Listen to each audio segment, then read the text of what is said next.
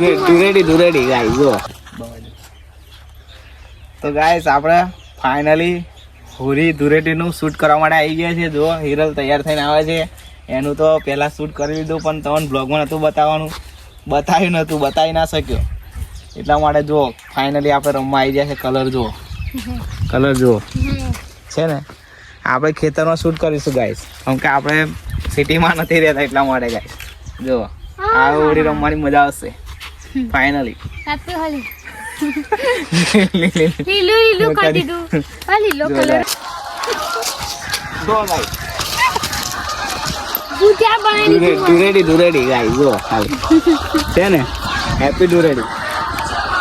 જો આપણે એડવાન્સમાં રમી દીધું. જો લગા દીધું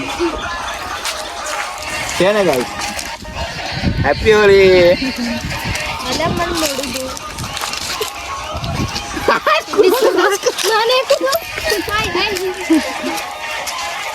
બધું મોડા